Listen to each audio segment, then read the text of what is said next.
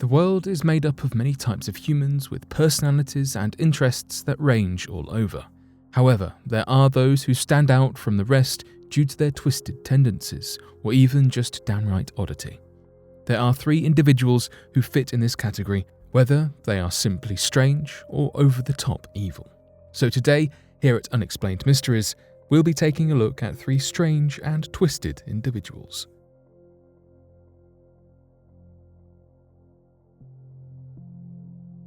Linda Hazard. Linda Hazard was an alternative medicine practitioner in the state of Washington, although she had no medical training. She owned and operated the Wilderness Heights Sanitarium in the beginning of the 20th century and employed such tenuous and dangerous medical treatments that she was nicknamed the Starvation Doctor and directly caused many people to lose their lives under her care before she was caught. Her time at Wilderness Heights was riddled with fraud, swindles, and many passings of lives.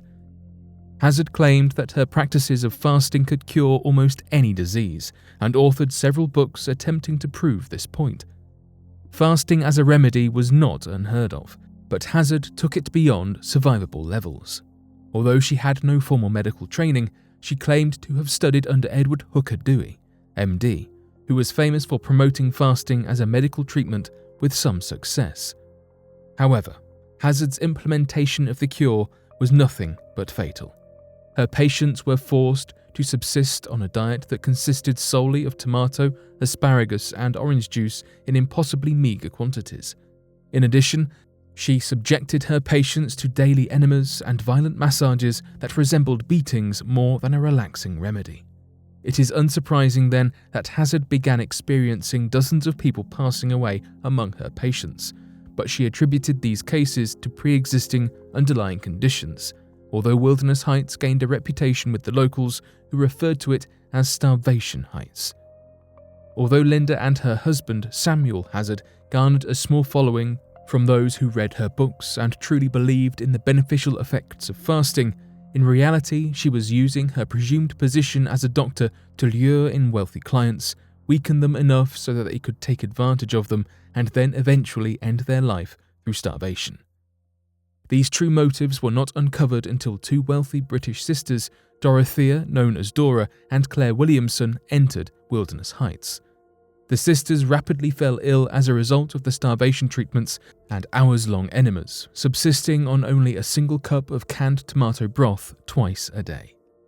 The Williamsons' childhood nurse, Margaret Conway, rushed to Washington upon receiving an alarming and senseless telegram from the girls, but she arrived too late for Claire, who had passed away just prior to her arrival.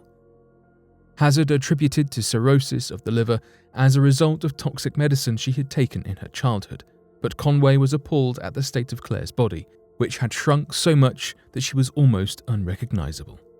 Dora was still alive, but only just, and weighed no more than 50 pounds, but she was adamant upon remaining at Wilderness Heights and still firmly believed in the power of Hazard's so-called cure.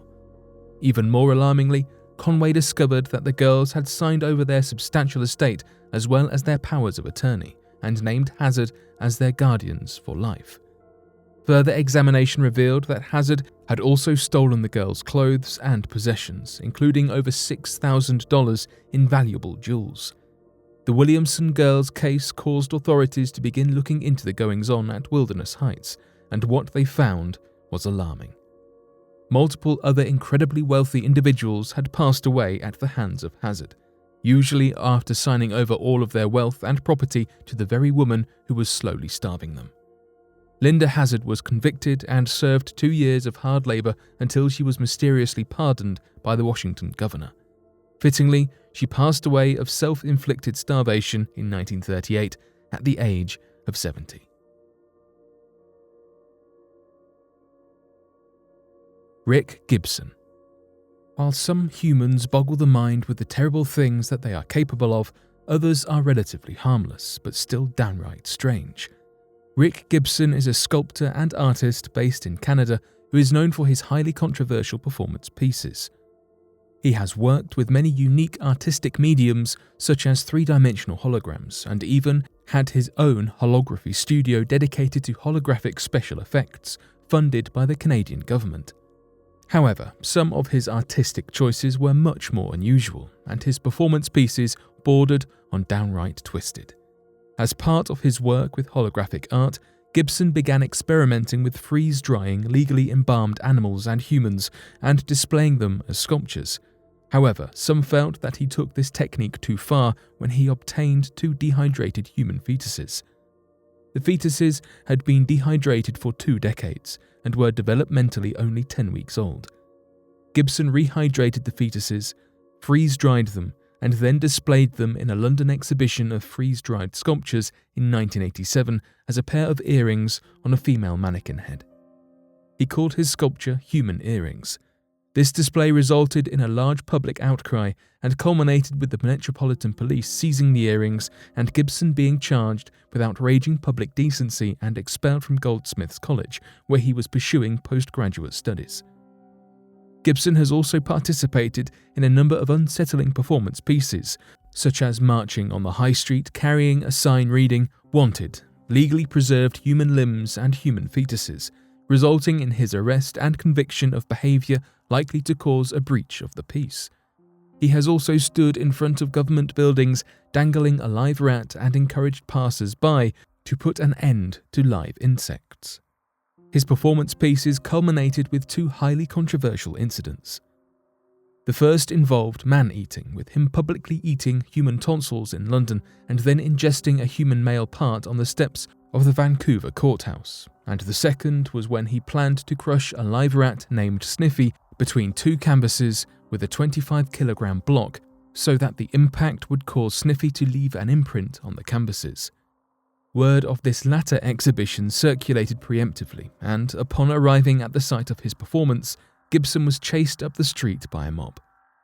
Although Gibson has contributed to many public arts projects and performance pieces, for better or for worse, he is best known for these often unsettling and stomach-churning antics. Jane Toppin. While those who take the life of others are vicious and twisted, there are those that stand out from the rest as particularly psychotic. One such example is Jane Toppin, who was a nurse in Massachusetts in the late 1800s. Toppin was an orphan who served as an indentured servant to a family until she left to train to become a nurse at Cambridge Hospital. Her sadistic tendencies were well hidden during her training. In fact, she was frequently described as friendly and popular and was even called Jolly Jane.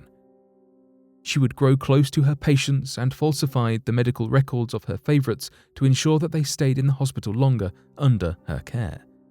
However, she reviled the elderly, feeling that their care was a waste of resources, and this was where she focused most of her cruelty. Toppin experimented on her elderly victims by administering increasing doses of opium and watching them pass away, sometimes crawling into bed with them as they convulsed and took their final breaths. She also poisoned other patients under her care so that they became incredibly sick until she stopped administering the medication, making it look as though she had nursed them back to a miraculous recovery. During her time as a student nurse at the Cambridge Hospital, it is estimated that she took the lives of over a dozen people, until she was eventually fired for administering opiates recklessly. Although her friendly disposition and close ties with her patients kept anyone from suspecting the full extent of her crimes, and she went on to work as a popular private nurse for wealthy families around Boston. However, her crime spree did not stop when she left the hospital. If anything, nursing in wealthy private homes only made her more vicious and harder to detect. She would poison her patients, who were often incredibly sick or elderly, and steal their belongings. Although she was often accused of petty theft, she was never convicted, and nobody suspected that she had taken the lives of her patients. She even began taking the lives of people around her who were not her patients, including her landlord, his wife, and even her own foster sister. She was not caught until she fatally attacked an elderly woman that she had been nursing and then moved in with the woman's husband, Alden Davis. She wasted no time in taking the life of Davis, his sister, and 2 of his daughters, all within a few weeks of moving in. This raised an alarm with the Davis family, who ordered a toxicology report on the bodies, which were found to contain poison. Toppin was immediately arrested and confessed to taking the lives of over 31 individuals. She even pleaded in court that she was totally sane and knew what she was doing when she took the lives of all those people, claiming that she did not want to be declared insane because she wanted the chance to eventually be released. Unsurprisingly, she was declared not guilty by reason of insanity and committed to an asylum where she spent the rest of her life.